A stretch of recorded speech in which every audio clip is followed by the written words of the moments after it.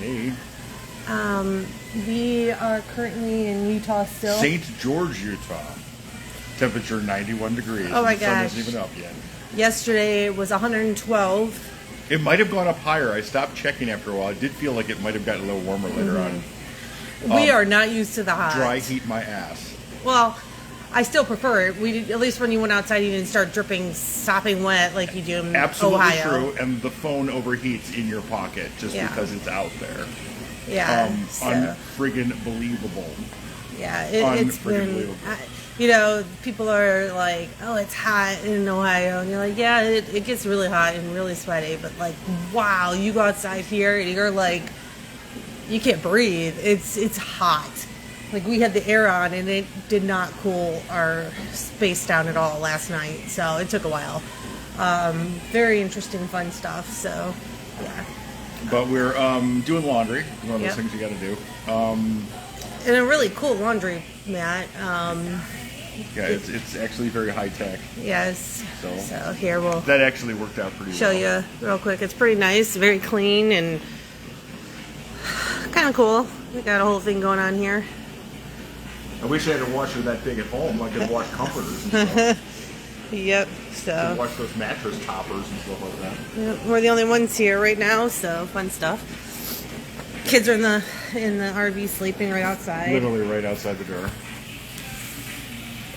We are going to go to Vegas today. I don't know that we actually thought about going Vegas originally. Actually, I think that was like one spot we weren't going to stop. Yeah. Just because, they're very expensive with kids, and they can't really, the things that they can do is just, too expensive or whatever. But we decided we're never going to get to go through there again, so why not? And none of us have ever been there, so. Yeah. So it'd be nice to see. I mean, I think if you've noticed anything from our trips, we're not about going to a place and staying for like 4 days. I don't know what one would do for 4 days in Yellowstone. In fact, we were having this conversation just yesterday.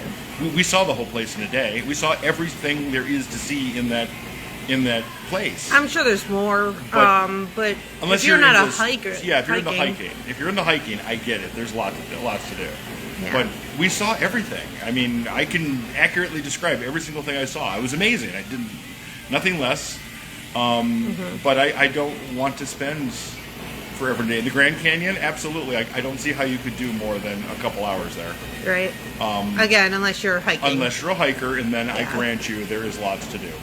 Yeah, so today we're heading to Vegas. We're actually just going to go to a water park for the kids, and it's something that they kind of deserve since we've been in the RV all for most of this and only out for a little bit. So this will give us a day of just being outside the RV. So I'm kind of excited about that. It'll be kind of fun, One thing I'm noticing is about the trip, it's not about the destinations we're going. It is a lot about the travel and seeing the different spaces. It's weird how every single state is uniquely different, just in the way it looks and the way it acts. I mean, the second we got into the southern Utah and into Arizona, it's like boom, it's like they turned the architecture on.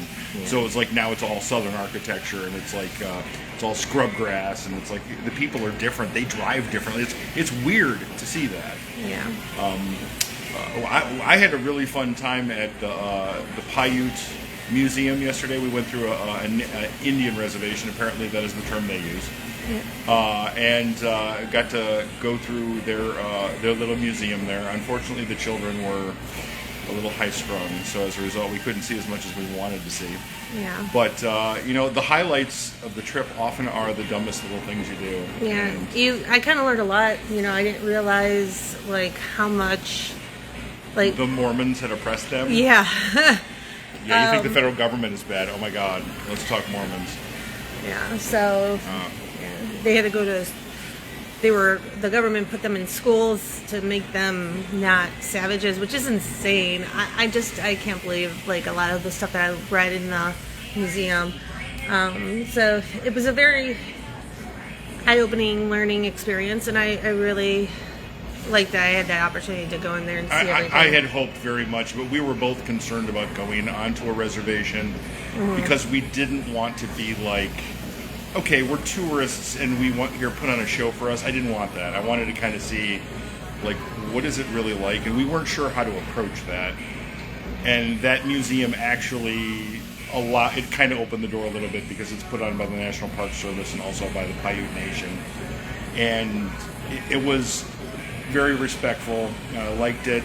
I learned a lot. I also got to see the area where they live, and the federal government did not do anybody any favors, is all I can tell you. So, but anyway, I learned a lot, and I'll tell you, that was one of the highlights of my visit so far. Yep. That and the Potato Museum. That was fun. Hey, fun little fact, you know what they call a potato picker? The machine that actually picks potatoes? I shit you not, it really is called a Spudnik. There's actually a company called Spudnik that makes them. I now know how potatoes are picked. There you go. So yes, so that's kind of an update. We are heading to Vegas in a little bit to do a water park, and then from there, I think we're going to California. We're going to be going to California, and this is where it gets a little interesting. Karen's visas are all sorted out. I'm told my visa is going to be like forthcoming ASAP, probably before we arrive. The children's is 1 to 2 weeks behind. This is what we're finding. It's possible that they'll all come through at the same time, but I've been told that potentially there's a delay on the kids only because they had that second medical review, which we don't imagine there's going to be any issues whatsoever, but the fact that they had done it means it needs to go through a second office. So as a result, we may end up having to hang out in Anaheim for a little bit, perhaps get an Airbnb. I've mentioned it before. There is a very real possibility once we get the house rental in Auckland situated, we might send Karen out, and then she can kind of set up things for us while we kind of hang on tight in Anaheim.